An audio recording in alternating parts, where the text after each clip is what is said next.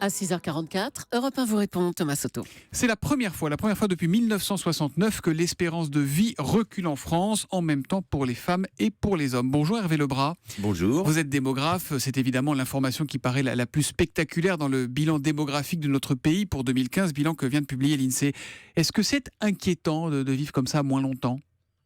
Non, je pense qu'il faut relativiser parce que il faut se rappeler qu'au cours des 40 dernières années, depuis 1975, les hommes ont gagné 10 ans d'espérance de vie. Donc ils viennent de reperdre 3 mois et les femmes 8 ans et demi. Il faut se rappeler aussi qu'on est, par exemple pour les hommes, encore au-dessus de l'espérance de vie d'il y a 2 ans. Donc on a une fluctuation qui est un peu plus importante que d'habitude, sans doute liée en grande partie à l'épidémie de grippe pour lequel, vous savez, le vaccin n'avait pas fonctionné. Ah, c'est ça pour vous la principale explication ? C'est celle de l'INSEE, c'est-à-dire que ça regroupe pratiquement les 2 tiers des décès supplémentaires.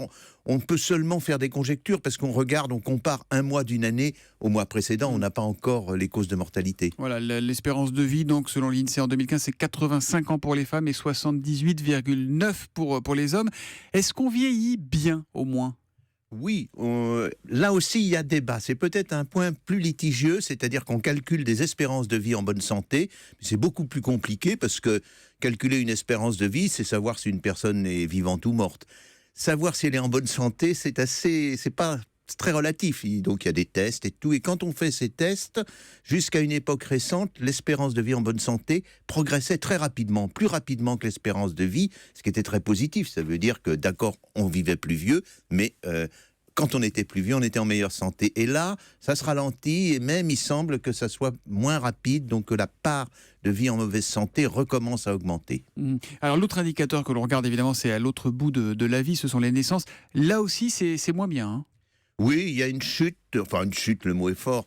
On passe de 2 enfants par femme à 1,96. C'est sans doute important, lié. Ça, ou pas ? Non, c'est sans doute lié à. Quand je dis non, je vais revenir, mais c'est sans doute lié au fait que les femmes ont des enfants de plus en plus tard. Et ça, c'est une tendance lourde. Les femmes avaient leur première naissance, leur première maternité à 23 ans et demi en 1974. Maintenant, c'est à 29 ans. Donc, quand vous retardez, il y a un peu de moins de naissances dans l'année. Pour vous donner un exemple, il suffit qu'il y ait eu un retard de 6 jours dans l'année pour qu'on ait cette chute. D'accord. Mais moins de 2 enfants par femme, est-ce que ce n'est pas insuffisant pour renouveler la population ? C'est insuffisant si ça se poursuit.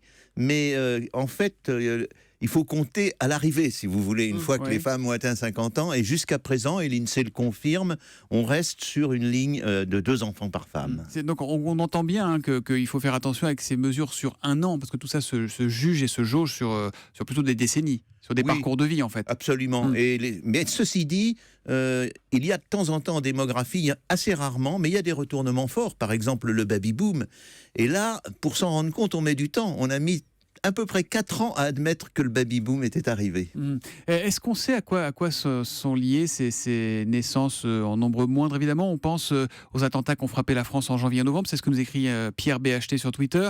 Est-ce qu'ils ont ou ils vont avoir un impact sur la démographie ? Je pense que non, parce que quand on regarde mois par mois, les 3 mois de 2015 où les naissances ont le plus baissé, c'est janvier, février, mars. D'accord. Donc il aurait fallu que les conceptions que les grossesses durent 1 mois pour que ça soit la cause. Ce qui, jusqu'à preuve du contraire, n'est pas encore le cas. On est toujours sur une base de 9 mois, ça bouge pas. Est-ce que tout ça va avoir des conséquences économiques ? Est-ce que ça dit quelque chose de l'économie, tout ça ?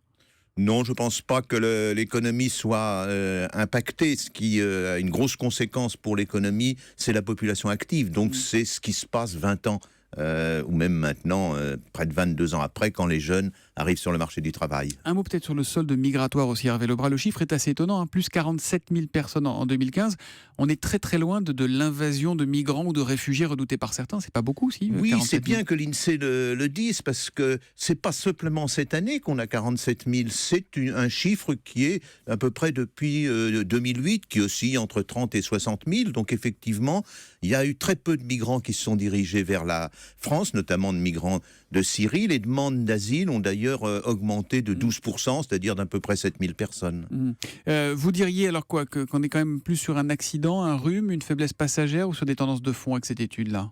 pour l'instant, on est sur un accident. On est vraiment sur une fluctuation assez petite. On a une cause qui est la grippe. Pour les natalités, c'est moins clair. On n'a pas véritablement une cause, donc j'exclus pas qu'il y ait un retournement. Ça se produit tous les 30 ans, donc attendons quand même 1 ou 2 années avant d'en être sûr. C'est formidable de vous avoir eu ce matin parce qu'on était un peu inquiets en regardant cette étude et puis là vous nous rassurez finalement. Merci beaucoup Hervé Lebras pour cette carte de la France qui compte 66 600 000 habitants et qui reste le 2e pays le plus peuplé d'Europe, derrière l'Allemagne. C'est un peu plus de 80 millions l'Allemagne, c'est ça ? Oui, 81. Et devant le Royaume-Uni. Merci Hervé Lebras. Je rappelle notamment votre livre Vie et mort de la population mondiale au Pommier ou encore Le mystère français publié au Seuil avec Emmanuel Todd. Merci, bonne journée à vous.